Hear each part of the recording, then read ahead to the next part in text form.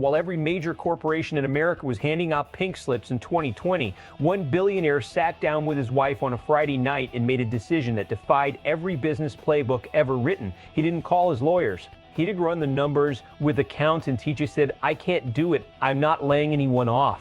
And right now, years later, his employees still walk up to him on dealership floors and say three words that no championship trophy can replace: "You saved us." This is the real story behind the most loyal workforce in the history of motorsports, and why Rick Hendrick built something that no rival has been able to touch. Here is what you need to know. April 2020. The American economy loses over 20 million jobs in a single month. Every industry is bleeding. Dealerships across the country are shutting their doors. Rick Hendrick runs one of the largest privately held automotive empires in the United States. 95 dealerships across 13 states, over 10,000 employees, and roughly $10 billion in annual revenue. The pressure to cut headcount was enormous. Every financial instinct said reduce costs, survive the storm. Instead, Hendrick guaranteed 80% pay to every single employee and kept the entire operation intact. Nobody got let go. That is the headline. But the why behind it is what makes this story worth telling. To understand what Hendrick did in 2020, you have to understand where he came from. He did not grow up wealthy. He grew up on a farm, the kind of place where if your neighbor's harvest failed, you showed up to help. Because next season, that neighbor might be the one saving you. His parents built that value into him before he ever touched a race car or signed a sponsorship deal. That upbringing never left him. His wife, Linda, reinforced it. Long before the money came, she was already working with children in orphanages. Reportedly, several of the guests at their own wedding were children she had helped care for. These were not people performing generosity for a camera. This was who they actually were. So when the pandemic arrived and the entire business world went into self-preservation mode, Rick Hendrick did not have a long internal debate. He went home, talked to Linda, and made the call. The impact inside Hendrick Motorsports was immediate and lasting. When the leadership of a company makes that kind of sacrifice in a crisis, it does not get forgotten. It gets remembered for decades. It becomes the culture. Here is what most business coverage misses about this story. Keeping 10,000 employees at 80% pay during a shutdown is not just an act of generosity. It is a calculated long-term bet, one that very few executives are willing to make because the returns are not visible on a quarterly earnings report. What Hendrick understood is that institutional knowledge is irreplaceable. If you scatter a workforce and then try to rebuild it once the storm passes, you are not getting the same organization back. You are starting over with strangers. And in a relationship-driven business like automotive sales and motorsports, that institutional trust is everything.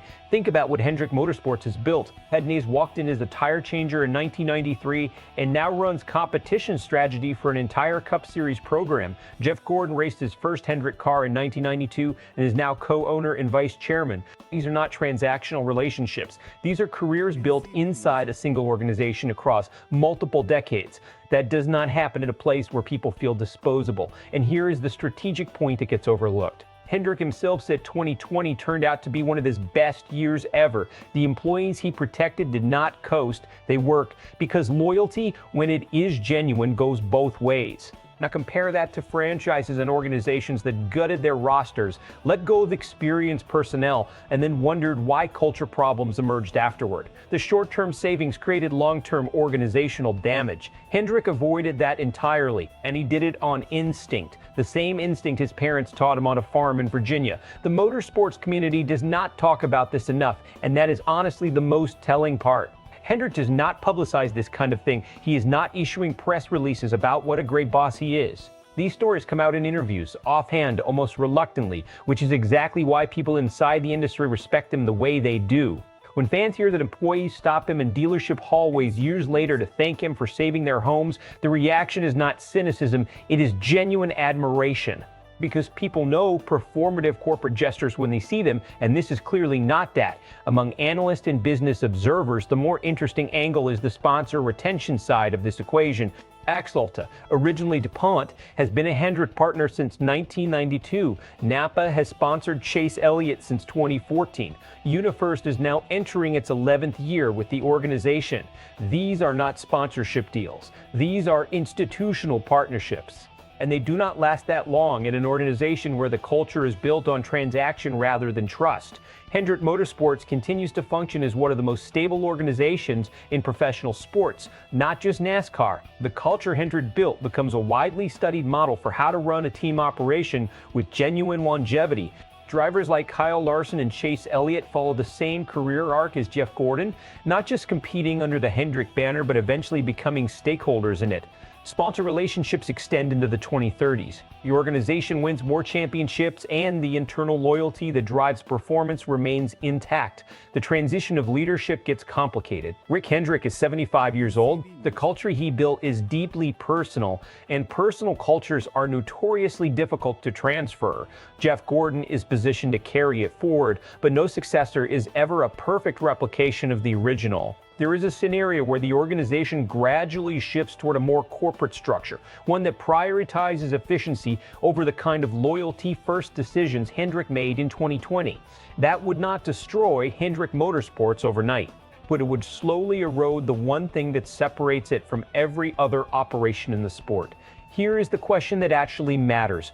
We talk constantly about championships, contracts, trades, and rivalries. But if you strip all of that away, the foundation underneath every great sports organization is the same thing. Do the people inside trust the person leading them? Rick Hendrick passed that test in the hardest possible conditions, and his people have been answering him back ever since. So we want to hear from you. Is there another owner in NASCAR, in any sport, who has built this kind of culture from the ground up? Or is what Hendrick created genuinely one of a kind? Drop your answer below. The debate is open. And if you want more stories about the people and decisions that actually shape the sport beyond the race results, you know where the subscribe button is.